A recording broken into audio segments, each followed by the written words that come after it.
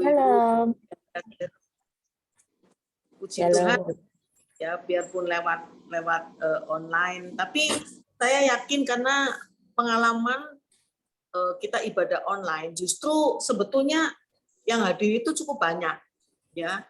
Bisa saja yang dari luar negeri itu bisa ikut ibadah, luar kota juga pada ikut ibadah, ya. Jadi bahkan mungkin ada direkam juga yang bisa di-share ke teman atau saudara-saudara seiman. Dan hari ini temanya bagus, ya, yang menyatakan supaya kita harus kuat nih, ya. Amin. Jadi, tapi kuatnya harus di dalam Tuhan tuh, ya. Amin. Untuk jelasnya kita baca saja bersama-sama firman-Nya yang tertulis dalam Efesus pasal 6 ayat yang ke-10. Efesus pasal 6 ayatnya yang ke-10. Efesus pasal 6 ayat 10, kita akan baca bersama-sama. 1, 2, 3. Akhirnya hendaklah kamu kuat di dalam Tuhan. Di dalam Tuhan, di dalam kekuatan kuasa-Nya. Sekali lagi, akhirnya hendaklah kamu kuat di dalam Tuhan. Di dalam kekuatan kuasa-Nya. Artinya, kita bisa kuat kalau kita ada di dalam Tuhan.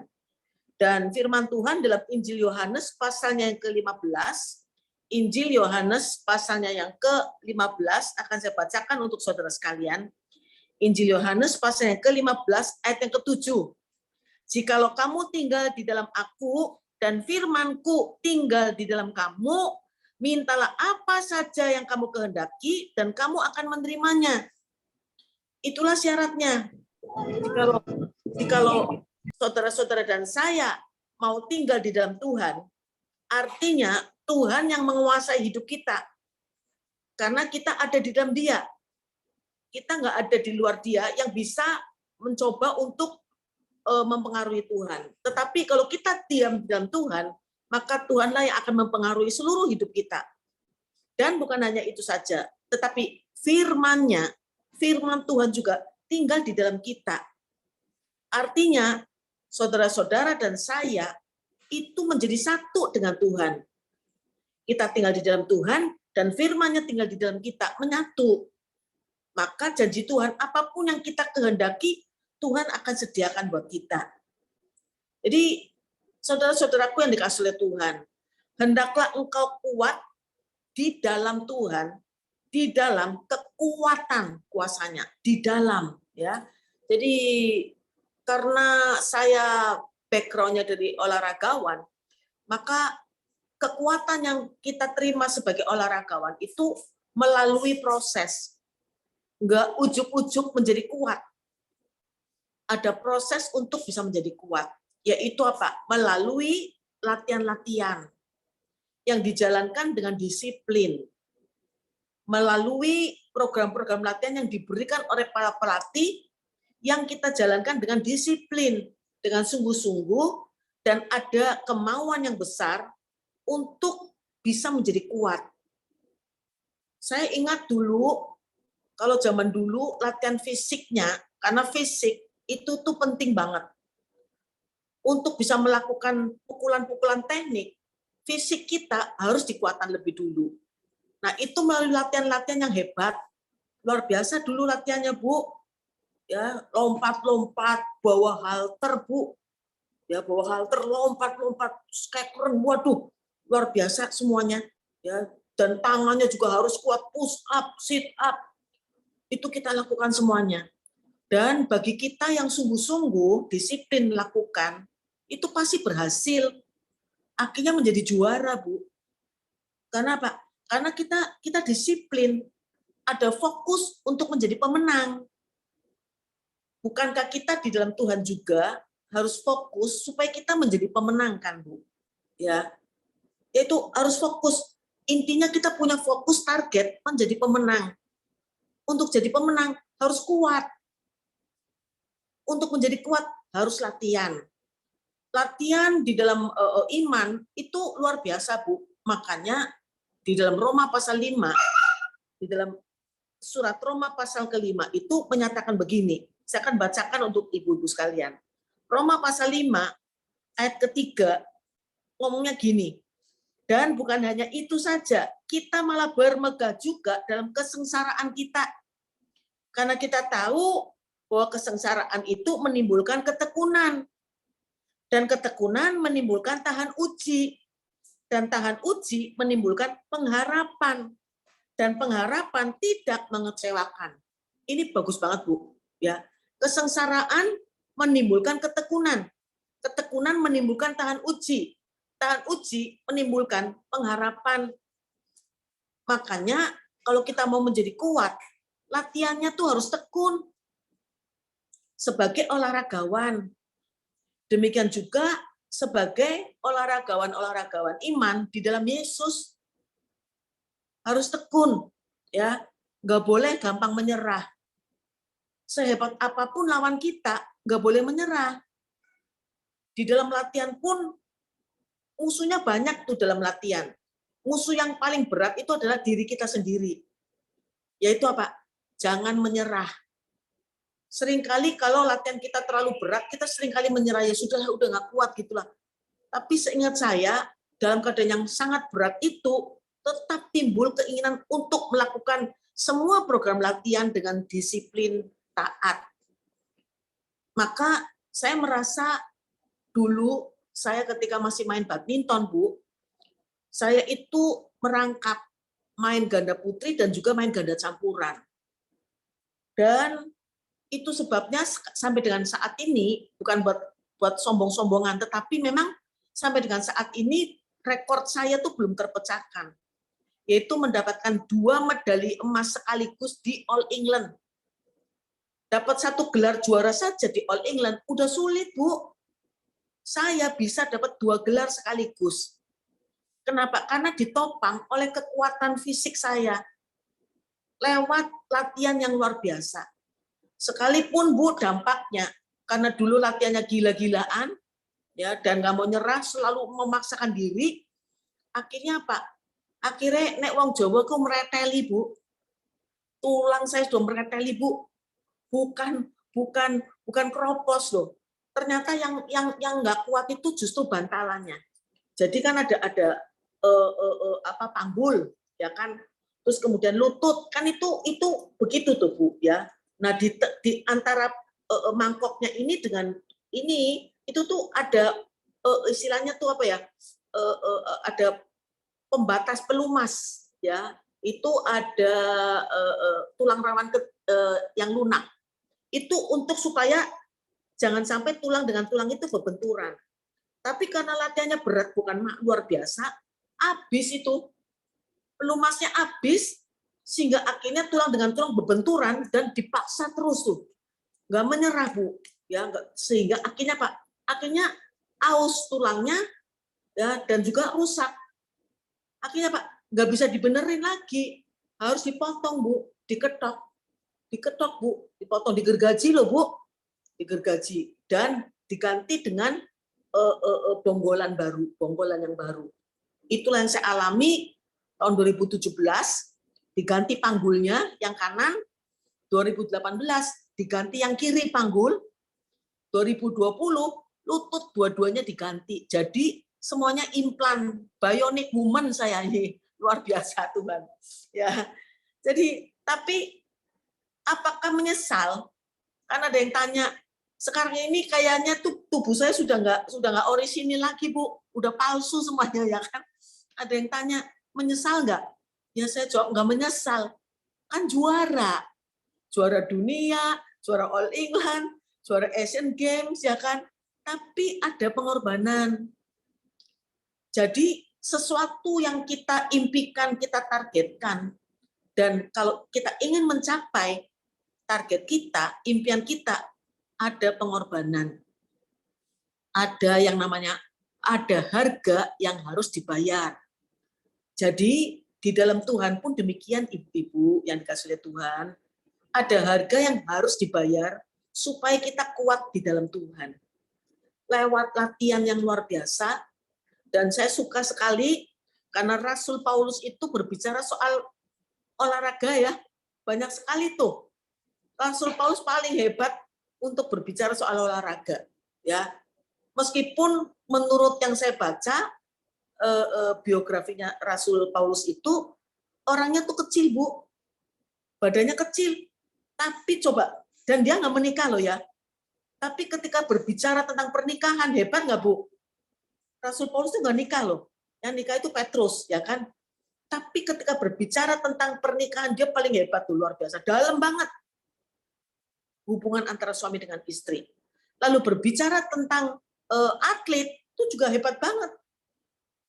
Kalau kita baca dari 1 Korintus pasal 9, bagaimana kita bisa menjadi juara, itu Rasul Paulus itu luar biasa ngomongnya, Bu. Dari 1 Korintus pasal 9 itu, dia bilang gini, tidak tahukah kamu bahwa dalam gelanggang pertandingan, semua peserta turut berlari, tapi hanya satu orang saja yang mendapat hadiah. Karena itu, larilah begitu rupa. Artinya, Pak, artinya usaha ketika mau menjadi juara, lari begitu rupa. Ketika mau jadi juara, berusaha sekuat tenaga, seluruh daya upaya dicurahkan di situ. Usaha, jangan menyerah. Ya, tapi tiap-tiap orang yang turut ambil bagian dalam pertandingan menguasai dirinya tuh, ya, menguasai diri dalam segala hal. Mereka berbuat demikian untuk memperoleh suatu mahkota yang fana, tapi kita, saudara-saudara dan saya, untuk memperoleh suatu mahkota yang abadi. Jadi di dalam ilmu olahraga nggak ada kata-kata tentang penguasaan diri. Tapi Rasul Paulus bisa bicara begitu, menguasai dirinya dalam segala hal. Bahkan 2 kali dia ucapkan, ya, ayat 27 pun dia ucapkan itu. Tapi aku melatih tubuhku dan menguasai seluruhnya. Ya kan? Ternyata itu penguasaan diri itu juga penting banget.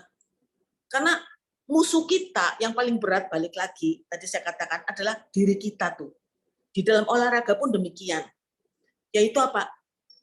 Menyerah, ya, gampang menyerah, gampang ngalah, nggak mau usaha, ya artinya ya sudahlah, menyerah saja, kalah udah gitu ya kan. Dan juga kemalasan, ya, banyak sekali juga godaan-godaan. Nah itu kalau kita nggak bisa mengalami, nggak bisa menguasai itu semuanya, kita kalah, nggak mungkin bisa penguasaan diri. Jadi ibu bapak yang dikasih oleh Tuhan, saat ini kita melihat dari ayat-ayat firman Tuhan ini, ternyata untuk bisa menjadi kuat, harus latihan, harus belajar, harus fokus, ya, sungguh-sungguh, dan juga harus menguasai diri. Kalau kita nggak menguasai diri, berat. Contoh, Bu, kalau di bulu tangkis, beberapa kali terjadi, termasuk juga yang namanya Taufik Hidayat, ya, juga Lindan. Pada saat nggak bisa menguasai diri, karena merasa dicurangi oleh linesman atau penjaga garis. Bolanya masuk oleh linesman atau penjaga garis, dibilang out. Marah dia, ya, marah dan malahan menghampiri penjaga garisnya, diajak berkelahi, ribut dengan linesman atau penjaga garis. Akhirnya apa? Ribut gitu. Begitu dia masuk kembali ke lapangan, konsentrasinya udah buyar. Ya, sudah nggak konsentrasi lagi dan akhirnya kalah. Jadi artinya Pak, benar-benar harus fokus, harus bisa menguasai diri. Demikianlah juga kehidupan iman kita di dalam Tuhan. Penguasaan diri sangat penting. Saya kasih contoh lagi, Bu. Bagaimana kita harus bisa jadi pemenang. Untuk bisa jadi pemenang, kuncinya hanya satu, harus ikut pertandingan. Betul nggak, Bu? Harus ikut pertandingan, ya.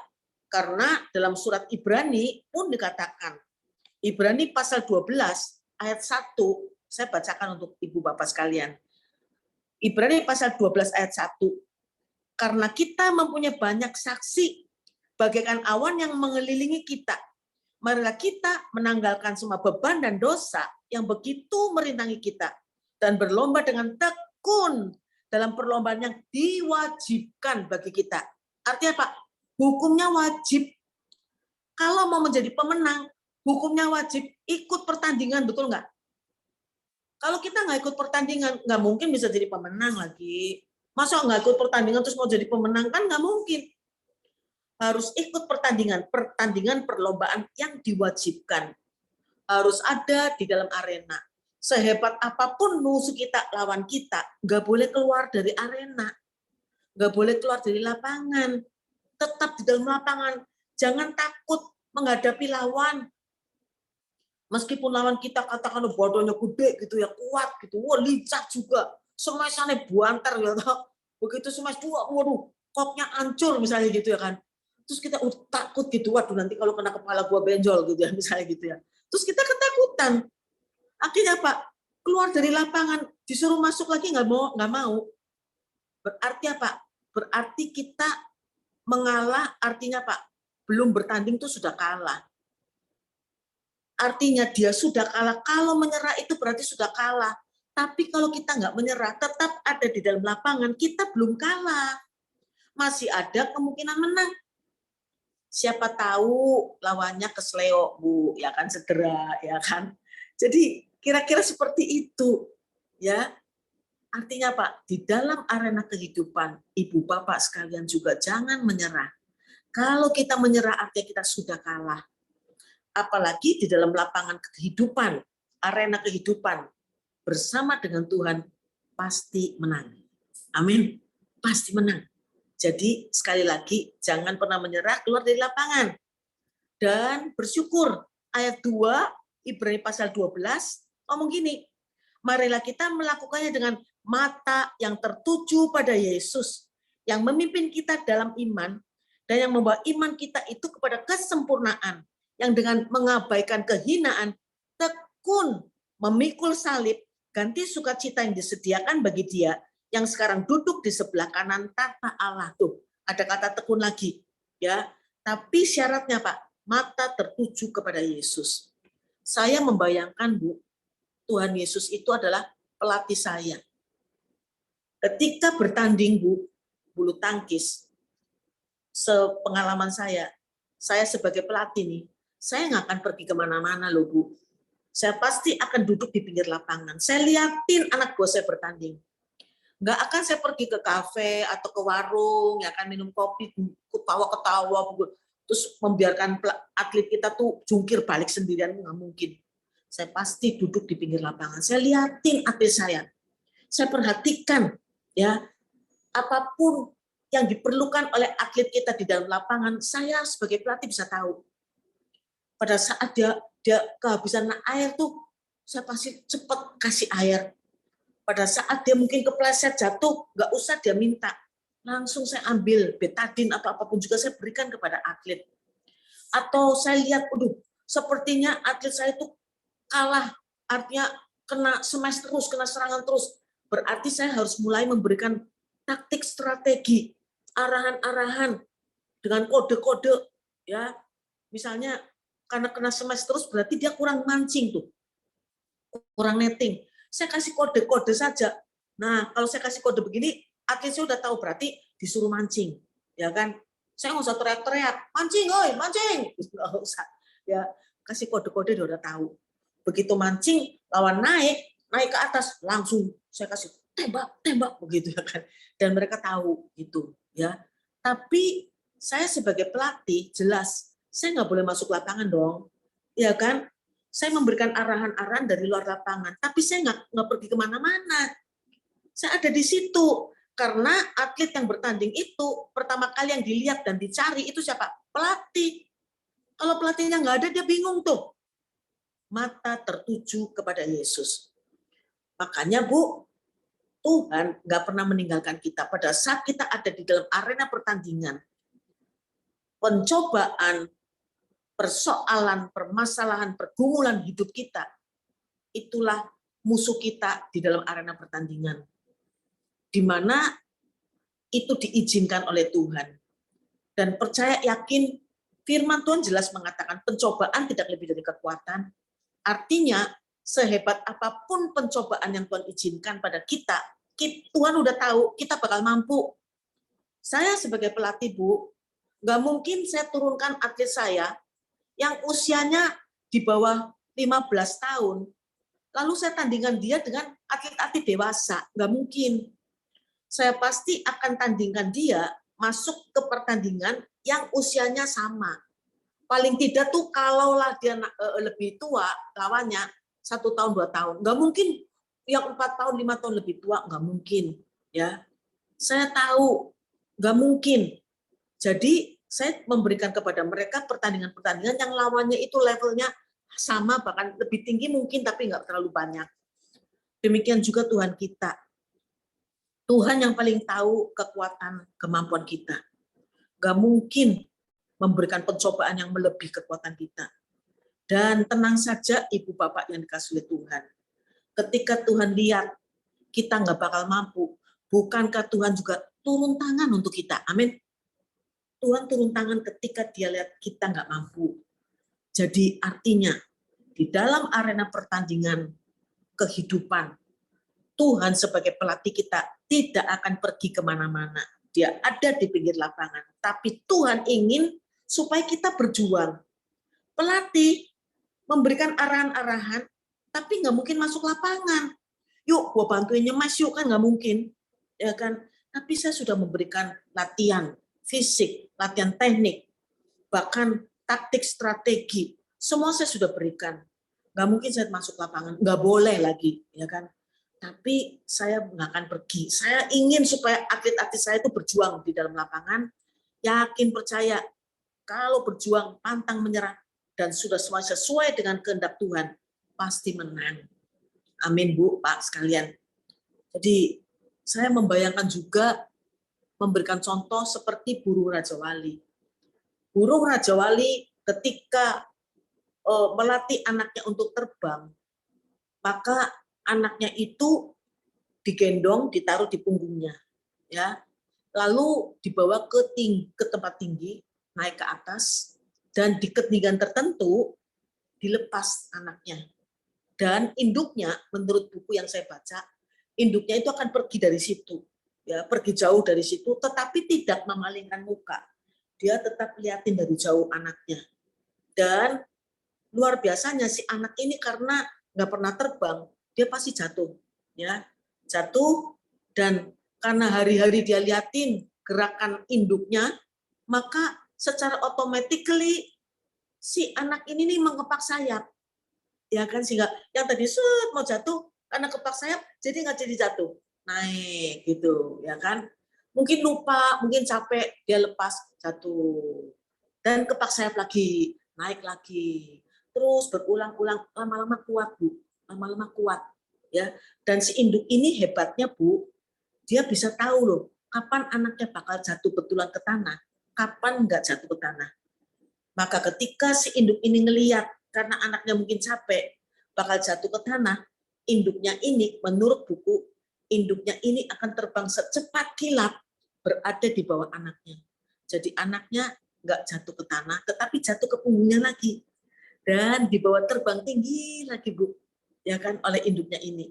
Kalau latihannya belum cukup, pasti akan dilepas lagi. Kalau sudah cukup, sudah berhenti hari itu. Jadi ibu-ibu, bapak yang dikasih oleh Tuhan. Demikianlah Tuhan juga terhadap ibu-ibu dan saya. Saya nggak tahu ada berapa banyak ibu-ibu, bapak sekalian yang sempat pernah mengalami pencobaan dalam hidup. Ya. Dan dulu pada saat saya mengalami berbagai macam pencobaan, saya nggak kuat, terutama yang paling berat buat saya. Saya nggak kuat, Bu. Ya. Dan pada saat saya nggak kuat, saya marah-marah sama Tuhan. Saya ngomel-ngomel sama Tuhan. Mana janjinya pencobaan tidak lebih dari kekuatan. Kalau yang ini mau udah kelengatan begitu ya kan. Suka marah-marah sama Tuhan. Ya, tetapi puji Tuhan Bu, Tuhan tidak pernah meninggalkan saya. Sesuai dengan janjinya, aku akan menyertaimu senantiasa sampai kesudahan. Itu yang saya pegang. Jadi ibu-ibu yang dikasih Tuhan, sekalipun ketika saya mengalami pencobaan dan saya marah, ada kepahitan, ada tawar hati, karena nggak ada pertolongan Tuhan sampai 10 tahun lebih. Berdoa itu Bu, sudah seperti anak kecil nangisnya loh, sampai kehabisan air mata. Karena saya berdoa itu setiap jam 12 malam, itu tengkurap Bu, ya, tengkurap setiap jam 12 malam dan nggak ada jawaban. Dan ketika kita konseling dengan hamba Tuhan atau sharing dengan saudara seiman, jawaban mereka cuma sederhana saja, sabar, berdoa, ya kan? Saya jawab apa Bu? Sudah berdoa, sudah berbagai macam posisi sudah, ya. tapi nggak ada jawaban. Dan saudaraku yang dikasihi Tuhan, semuanya indah pada waktunya. Saya bersyukur firman Tuhanlah yang selalu memberikan kekuatan kepada saya dan juga kepada saudara semuanya. Bukankah Tuhan berjanji kepada kita semuanya akan indah pada waktunya, ya. Maka kalau itu merupakan sebuah kepastian layak untuk dinantikan. Semuanya memang indah pada waktunya, namun memang dalam pengalaman hidup waktunya Tuhan bukan waktu kita, itu loh yang berat. Dalam kurun waktu penantian untuk waktunya Tuhan yang indah itu berat sekali, nggak gampang. Tapi bukankah dalam waktu penantian, kurun waktu penantian itu, Tuhan tetap nggak tinggalkan kita. Itu arena pertandingan itu, Bu.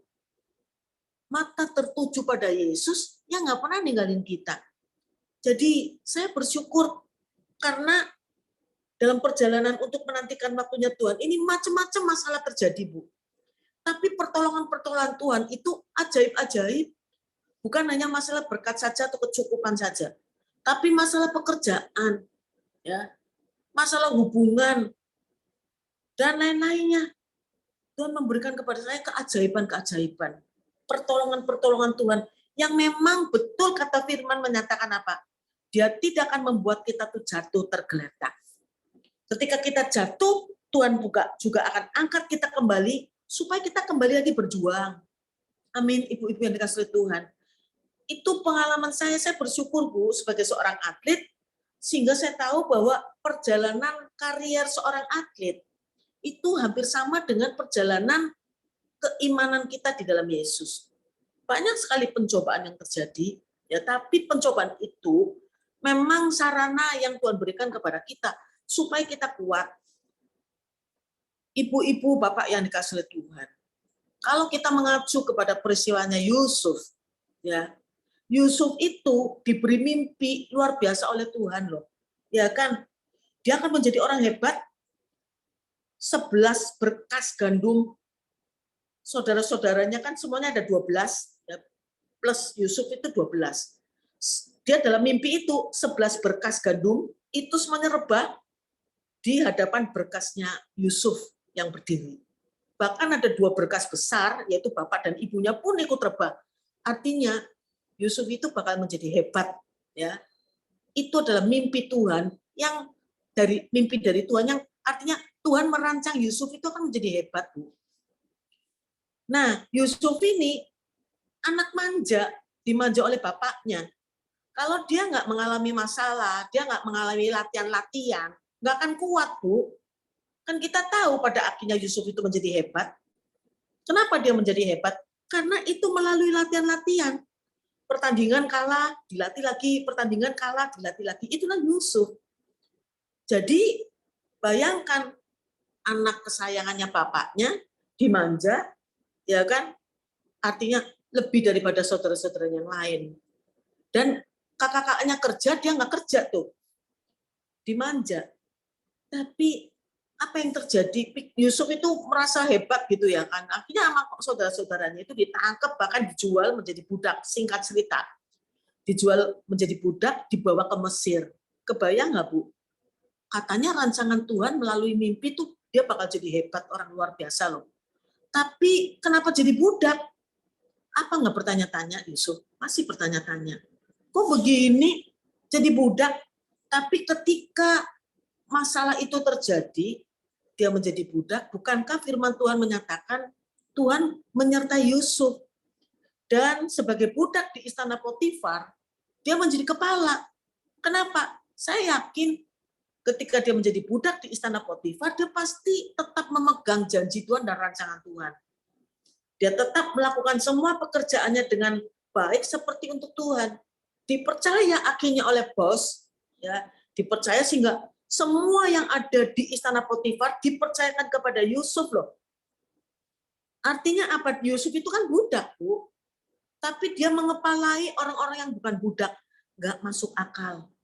Tapi itu yang terjadi, itu firman. Dan saya percaya. Dan membuat iri, pasti banyak orang-orang yang bukan budak itu pasti iri dan marah. Nah, pikirnya Yusuf, itulah saat di mana mimpinya, rancangan Tuhan itu terjadi. Ternyata nggak begitu kan? Ternyata apa? Ternyata dia difitnah oleh istri bos. Karena istrinya bos itu sangat senang nih sama Yusuf. Jadi menurut ayat firman Tuhan, setiap hari Yusuf itu digoda oleh istri Potifar. Cara menggodanya gimana gua nggak tahu juga ya kan. Mungkin kalau setiap kali Yusuf lewat itu mungkin apa ya, Yusuf, sup kali gitu ya kan.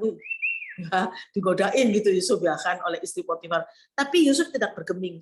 Satu saat ketika istri Potifar itu nggak tahan, ya kan, akhirnya apa terjadi fitnah bahwa dia akan diperkosa oleh Yusuf, ya.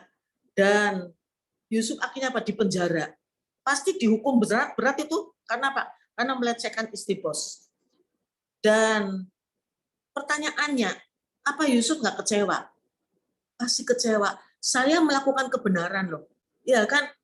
Yusuf itu melakukan kebenaran, Bu. Tapi dampaknya apa? Malah dipenjara. Tapi Yusuf kan nggak marah. Mungkin ada pertanyaan, mungkin ada kegelisahan, mungkin juga dia bertanya-tanya kepada Tuhan. Tapi sekali lagi, Yusuf itu dipercaya loh di penjara, menjadi kepala loh. Artinya apa? Artinya ya gitu.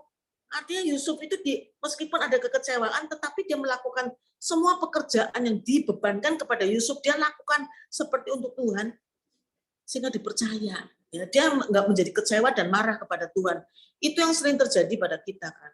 Kalau kita melakukan kebenaran, kemudian kita akhirnya dampaknya nggak baik untuk kita, kan kita jadi kesel.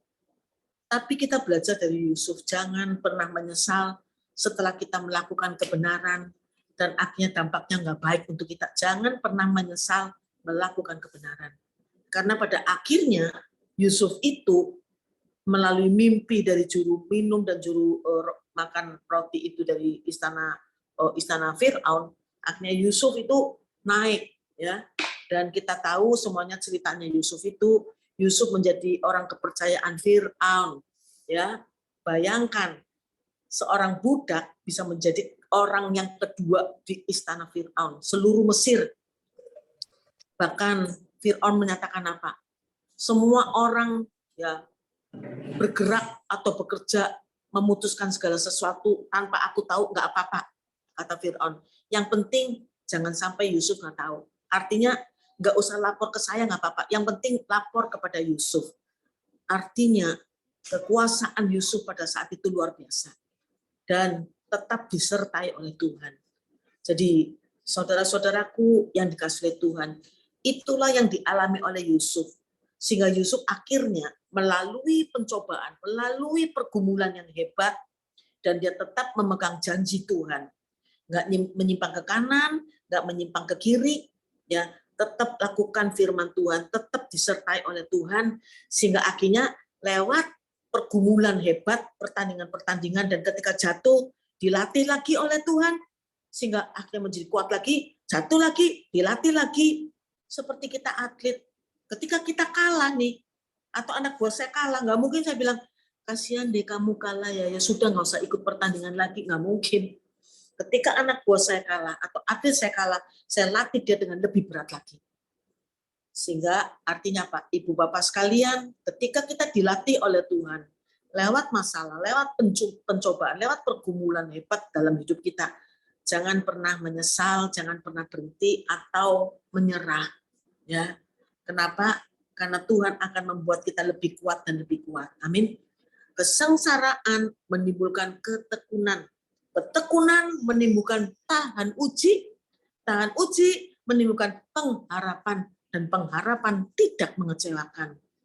Jadi kita belajar bagaimana kita bisa berharap kepada Tuhan. Karena apa? Karena kita sudah melewati kesengsaraan, melewati pergumulan untuk tetap tahan uji bertahan, ya kan? Melewati pencobaan yang kita pergumulkan juga supaya kita tahan uji, ya. Jadi Ibu Bapak yang dikasihi Tuhan, itulah kekuatan yang kita terima. Ya, maka Tuhan menyatakan pada saat ini, hendaklah engkau kuat di dalam Tuhan, di dalam kekuatan kuasanya. Itu yang Yusuf alami. Dia selalu mau berada di dalam Tuhan. Dan bahkan firman Tuhan, perkataan Tuhan, janji Tuhan ada di dalam Yusuf, dan dia pegang itu. Mari kita pegang janji Tuhan berupa firman Tuhan.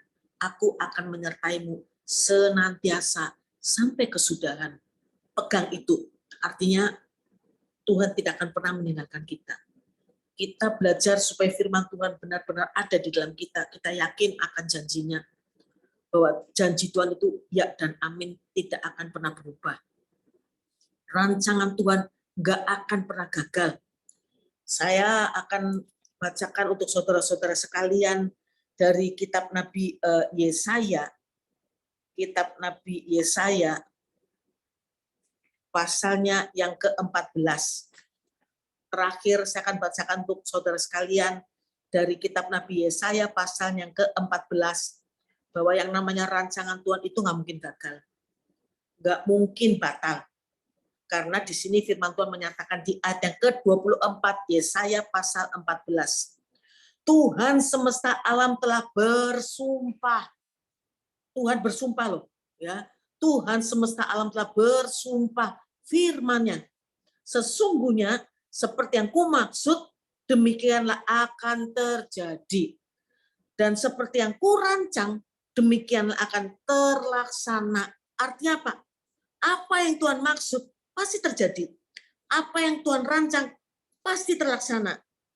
Ayat yang ke-26, itulah rancangan yang telah dibuat mengenai seluruh bumi, dan itulah tangan yang teracung terhadap segala bangsa. Ayat 27, Tuhan semesta alam telah merancang. Siapakah yang dapat menggagalkannya? Tangannya telah teracung. Siapakah yang dapat membuatnya ditarik kembali? Amin. Jadi yang namanya rancangan Tuhan itu nggak mungkin gagal, nggak mungkin batal. Semuanya pasti terjadi. Amin. Yang penting buat saudara-saudara dan saya adalah tekun, ya, belajar tekun. Kesengsaraan menimbulkan ketekunan, pantang menyerah, tahan uji, ya, nggak pernah menyerah. Amin, saudaraku. Maka kita akan menerima pengharapan kita kepada Tuhan karena ketika kita berharap kepada Tuhan, Tuhan tidak pernah mengecewakan. Amin. Ibu Bapak yang dikasihi Tuhan, saya nggak akan berpanjang lebar, tapi saya berdoa ya supaya firman Tuhan yang kita semua dengar pada saat ini benar-benar membuat kita semakin kuat di dalam Tuhan. Di dalam Tuhan, di dalam kekuatan kuasanya, kita akan diberi kekuatan yang luar biasa. Amin. Tuhan Yesus memberkati saudara-saudara sekalian. Amin. Amin. Terima kasih Bu Imelda, sangat memberkati. Amin. Silakan Bu Kristi. Terima kasih untuk Ibu Imelda Wisina yang sudah menjadi berkat buat kami semua WPI Host Bintaro. Mungkin ada ibu-ibu yang mau bertanya, saya persilahkan.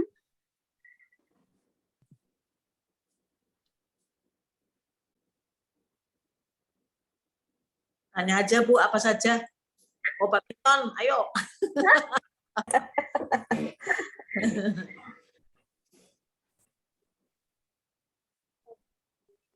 Silakan ibu-ibu yang mau bertanya, monggo. Saya bertanya ya Bu. Boleh. Oh, silakan Bu Arma. Terima kasih waktunya. Saya senang sekali mendengar tadi dari Ibu Imelda. Saya mau bertanya, kan tadi Ibu cerita ya, Ibu pernah mengalami pergumulan selama 10 tahun ya Ibu ya. Ya. 10 tahun itu kan bagi saya itu waktu yang cukup panjang ya Bu ya. Di situ kita benar-benar dibutuhkan suatu kesabaran yang luar biasa. Nah, selama 10 tahun itu apa sih tips-tips yang Ibu lakukan sehingga Ibu tuh terus bertekun selama 10 tahun itu, Bu? Karena kan kita kadang-kadang manusia biasa juga ya, kadang-kadang ada cenderung capeknya, ada cenderung bosennya, begitu Ibu. Terima kasih. Sama lah Bu, di dalam perjalanan itu kan Bu, saya juga jatuh bangun. Saya sempat Bu, 2 tahun itu nggak mau ibadah, nggak mau berdoa, dalam kurun waktu 10 tahun lebih itu, dalam waktu 2 tahun di dalamnya, sempat nggak mau berdoa, nggak mau ibadah Bu. Ya, kenapa? Karena ada kepahitan. Sebabnya tuh ada ya seseorang itu yang menyatakan perkataan yang menyakitkan Bu. Dia bilang saya meteraikan janjinya Ciin dengan darah Yesus, begitu loh Bu. Itu langsung nancep Bu. Langsung saya bisa marah sama Tuhan. Ya bukan marah sama orangnya saja, saya marah sama Tuhan. Kalau manusia masih melawan saya masih oke lah ya. Tapi kalau darah Yesus dibawa-bawa loh. Saya nggak kuat. Ekstrim banget ya. Ekstrim banget. Ekstrim banget itu. Itu pelayan Tuhan loh yang mengatakan itu. Jadi ada kepahitan, ada kemarahan, kekecewaan macam-macam, dan memang dalam kurun waktu yang sudah panjang nggak ada jawaban, tiba-tiba ada perkataan seperti itu. Itu membuat saya tuh nggak kuat, dan itu pengalaman juga, Bu, bahwa apa ya, saat saya marah seperti itu dan saya tetap merasakan Roh Kudus hadir, Bu. Makanya saya bisa bilang yang namanya Roh Kudus itu nggak pernah tinggalin saya. Meskipun saya usir-usir kan, Bu, kan nggak pernah tinggalin kita, kan selalu kita merasakan ada kehadiran Tuhan nih. Aduh, ada hadir Tuhan hadir. Saya usir-usir sana, ya, udah marah gitu kan. Tapi Tuhan nggak pernah pergi, Bu, nggak pernah tinggalkan saya. Jadi terus gitu. Itu yang membuat saya tuh terharu gitulah. Dan dalam perjalanan juga ada pertolongan Tuhan sih. Jadi dalam waktu 10 tahun lebih itu bukannya kosong gitu tuh saya bergumul sendirian tuh enggak loh. Ya, tetap aja sih ada pertolongan Tuhan, ada mujizat ya. Dalam pekerjaan pun Tuhan bela saya secara ajaib yang saya nggak pernah bosan saksikan, Bu. Jadi juga sakit penyakit, kemudian ya ada pertolongan keuangan juga di dalam kurun waktu itu. Makanya saya bersyukur banget sih. Ya dulu waktu ngalamin kan saya nggak suka. Tapi sekarang bersyukur Bu bisa ngalamin sehingga at least sedikit banyak saya bisa sharing saat ini. Mungkin ada ibu-ibu atau bapak yang sedang alami ya itulah. Dulu saya nggak suka kan kalau dengar orang ngomong sabar berdoa gitu kan, saya kesel banget gitu. Enak aja lu sabar berdoa, udah gue berdoa udah terus-terusan ya, tapi memang kuncinya cuma itu sih, kita nggak bisa ngomong. Ya kalau ada yang tanya kan sering pada nanya ke saya, apa sih? Ya memang nggak ada lain, Bu. Ya harus sabar, berdoa. Karena apa? Karena ya itu rancangan Tuhan nggak mungkin gagal kan. Bahkan firman Tuhan itu nggak mungkin begitu saja. Kalau dalam Yesaya pasal 55, ayat-ayat yang menjadi kunci atau kekuatan saya itu Yesaya 55 juga loh. Seperti air hujan dan salju turun dari langit, dia akan kembali ke situ kan. Air hujan dan salju yang turun dari langit kan, dia akan mengairi bumi, membuatnya subur, menumbuhkan tumbuh-tumbuhan, memberikan benih kepada penabur, dan roti kepada orang yang memakan. Demikianlah firman-Ku yang keluar dari mulut-Ku, kata Tuhan. Dia tidak akan pernah kembali kepadaku dengan sia-sia, melainkan dia akan melaksanakan apa yang Ku kehendaki, kata Tuhan, dan akan berhasil dalam apa yang kusuruhkan kepadanya. Itu, Bu. Jadi artinya tuh pasti. Bahkan Tuhan itu berjanji kepada kita itu dengan sumpah juga. Tuhan bersumpah loh untuk meyakinkan kita, Ibrani pasal 6 tuh. Untuk meyakinkan kita yang berhak menerima janji itu, Tuhan menetapkan janjinya dengan sumpah, dimeteraikan dengan sumpah. Jadi artinya pasti. Makanya saya ingin sampaikan kepada ibu bapak sekalian bahwa kalau itu merupakan sebuah kepastian, maka sekalipun lama layak untuk dinantikan karena pasti datang. Ya kuncinya nggak ada yang lain memang, sabar dan berdoa. Badai pasti berlalu, itu sih. Itu, Bu. Iya.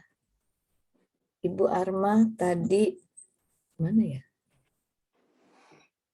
Ibu Arma kebetulan sekarang sedang isoman.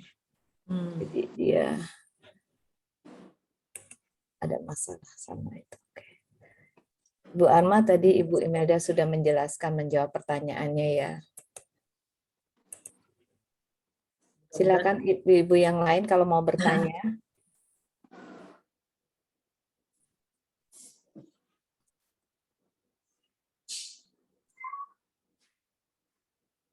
Kalau belum bertanya kita sudah.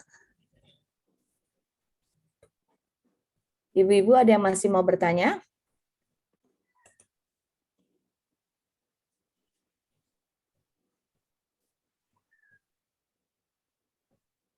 Monggo kalau ada yang mau bertanya. Tadi mungkin ada yang mau bertanya ini kali Bu Imelda. Mereteli gitu kali ya.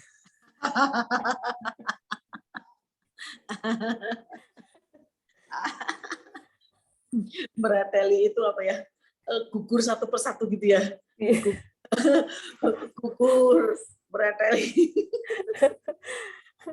Bahasa Jerman ya, Ibu Emelda ya. Iya, iya. Iya. Oke, baik Ibu-ibu, nggak ada yang mau bertanya. Kalau gitu kita terima kasih Bu Imelda untuk waktunya, untuk sharingnya, sangat memberkati kami semua yang mendengarnya. Saya percaya semua dikuatkan, dikasih semangat yang baru, itu seperti itu. Terima kasih. Silakan Bu Christine untuk selanjutnya, Bu Christine. Terima kasih Bu Tri.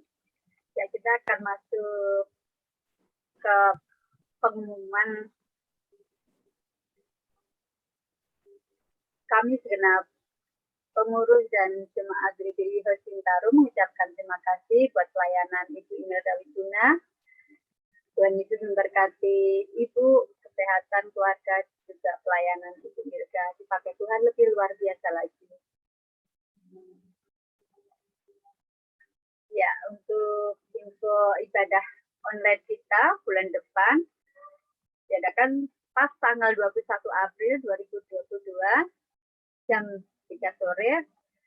Firman Tuhan dibawakan oleh Ibu Pendeta Ibu Poppy Daud Sutikno.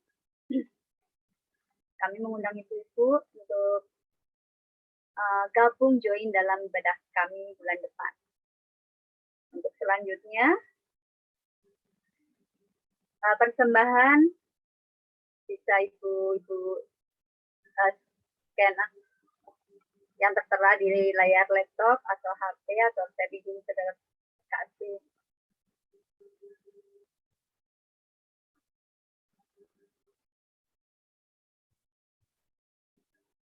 Ya, untuk selanjutnya mohon setelah doa penutup, ibu-ibu jangan keluar dulu ya. Kita akan foto bersama untuk dokumentasi ibadah GBI kita bulan ini. Terima kasih ibu-ibu, Tuhan Yesus memberkati. Ya, kita akan masuk dalam doa penutup yang akan bertugas Ibu Utami, dan nanti dilanjutkan doa berkat oleh Ibu Pendeta Muda Poppy Daud Sutikno. Waktu saya persilakan Ibu Utami. Mari kita berdoa. Bapa yang di dalam surga, yang kami sembah di dalam nama anak-Mu Tuhan kami Yesus Kristus, Roh Kudus, sore hari ini Tuhan, kembali kami WBI Tuhan menghampiri tatamu yang kudus Tuhan. Tuhan, kami mengucap syukur Tuhan sore hari ini Tuhan, karena Engkau begitu besar Tuhan mengasihi kami ibu-ibu DWPI Tuhan. Tuhan, biarlah semua apa yang telah kami dengar Tuhan, biarlah kami dapat melakukan Tuhan sesuai dengan firman-Mu Tuhan, bahwa kami ibu-ibu Tuhan boleh semakin Kau kuatkan Tuhan di dalam setiap panggilan kami dimanapun Tuhan tempatkan kami. Biarlah Tuhan melalui kami Tuhan, kami dapat membawa dampak yang baik di sekitar kami ya Tuhan. Bapa, kami bersyukur Tuhan untuk sore hari ini Tuhan. Kami berdoa Tuhan buat Ibu Imelda Wiguna Tuhan, hamba-Mu yang telah menyampaikan firman-Mu Tuhan. Engkau memberkati hamba-Mu ini Tuhan dalam melayani-Mu Tuhan dimanapun hamba-Mu ini berada Tuhan. Tuhan, pada saat ini kami juga berdoa Tuhan buat Ibu Tri Tuhan yang menjadi ketua WBI di host Tuhan. Kami yakin dan percaya Tuhan Kau pakai terus Ibu Tri Tuhan di dalam melaksanakan tugasnya Tuhan, dalam memimpin kami di WBI host Tuhan. Terima kasih Tuhan, terima kasih. Bapak, Engkau juga memberkati Tuhan saat ini Tuhan, Gembala Pembina kami, yaitu Pendeta Dr. Insinyur Niko Nyoto Raharjo Tuhan. Engkau memberkati Tuhan, khususnya keempat wakilnya Tuhan dalam menopang hamba-Mu Tuhan. Biarlah Tuhan melalui hamba-Mu ini Tuhan, yang melayani-Mu Tuhan, baik di cabang-cabang, di ranting-ranting sampai rayon Tuhan, bahkan di Indonesia, maupun di luar negeri Tuhan, kami yakin dan percaya Biarlah apapun yang dipesankan Tuhan melalui hamba-Mu ini Tuhan, sampai kepada kami Tuhan. Tuhan, kami juga berdoa Tuhan, untuk gereja host sendiri Tuhan, Kau memberkati hamba-Mu, Pendeta Beni Gunawan, beserta kedua wakilnya Tuhan, baik hamba-Mu Pendeta Daud Sutekno maupun hamba-Mu Pendeta Rudi Darmawan Tuhan, beserta seluruh hamba-hamba-Mu yang ada di host Tuhan, biarlah terus Tuhan pakai untuk terus membawa kami Tuhan, umat-Mu Tuhan, untuk lebih lagi kuat di dalam-Mu ya Tuhan. Terima kasih Tuhan, terima kasih. Bapak, kami juga berdoa buat negara bangsa kami, untuk memberkati Tuhan, untuk Presiden Jokowi, beserta wakilnya Ma'ruf Amin, dan beserta seluruh jajarannya Tuhan, juga pemerintah daerah Tuhan, kami yakin dan percaya Tuhan, Kau pakai semua hamba-hamba-Mu Tuhan, untuk terus membawa kami sejahtera Tuhan, lahir maupun batin Tuhan. Terima kasih Tuhan, terima kasih. Inilah seluruh doa kami, yang tiada sempurna, yang hanya kami alaskan di dalam satu nama Tuhan kami, Yesus Kristus. Haleluya. Amin. Mari ibu-ibu yang dikasihi Tuhan, mari kita angkat kedua tangan kita terima berkat Tuhan. Kiranya kasih karunia, damai sejahtera, serta sukacita yang berlimpah-limpah dari Allah Bapa, di dalam nama anaknya yang tunggal Tuhan Yesus Kristus, serta persekutuan yang manis dengan Roh Kudus, menyertai kita selalu mulai saat ini, sampai Maranatha, Tuhan Yesus datang kedua kali, menjemput kita di awan-awan, bahkan sampai selama-lamanya. Glory, haleluya. Mari kita yang diberkati sama-sama katakan, amin. Amin. Terima kasih Bu Di nama Popi. Tuhan. Terima kasih Bu Tri, terima kasih Bu Terima kasih, Bu Imelda. Imelda. Sangat Terima kasih, Bu diberkati Imelda. saya Bu Imelda. Terima kasih buat kesaksian. Luar biasa. Jangan Luar lupa foto biasa. dulu ya. Foto dulu. Mohon jangan keluar dulu Ibu. Tapi silahkan Bu Ulan. Ya, shalom ibu-ibu. Kita foto sebentar ya ibu-ibu. Pakai Oh, gaya apa? gerakannya Gaya Gaya apa, apa, Bu Bu Imelda? Christine? Mau gaya apa, Bu Imelda? Gaya apa Bu Imelda? Oh gini. Amin. Gayanya ditahan ya ibu-ibu, soalnya ada 2 screen. Saya satu persatu, jadi jangan dimatikan, jangan bergerak, jangan pindah. Sebentar saya mulai ya, screen pertama. Oke, ditunggu sebentar, screen kedua. Baik, sudah. Terima kasih Ibu-ibu, Bu Imelda. Terima kasih semua. Terima kasih Bu Yolanda, Imelda. Bu Desna, Semuanya. Bu Imelda. Terima kasih Bu Linda. Bu Alfrin, Bu Christine, Bu Titi, Terima kasih. Bu Bulan, terima kasih Bu Ikin, Bu Kus, semuanya. Bu Bunda, Tuhan berkati. Terima kasih Bu Eni. Bu Josephine, terima kasih. Bu Arma udah ada. Bu Elfrida, Bu Alin, terima kasih Bu Desna, Yes, sama. Sampai jumpa minggu Irma, depan. Bu Eni, Bu Bulan depan. Eli Sastra, semua Tuhan berkati Bu Endang, Bu Ama, Bu Agnes, semua Bu Melinda, Bu Irma, aduh cucunya, gemesnya. Terima kasih semuanya. Ya, terima kasih. Aku Terima tutup ya kasih Ibu-ibu. Ya, Bu Ulan. Aku tutup ya. Sampai jumpa bulan depan. Tuhan Yesus berkati. Amin. Terima kasih semuanya. Depan, Tuhan berkati.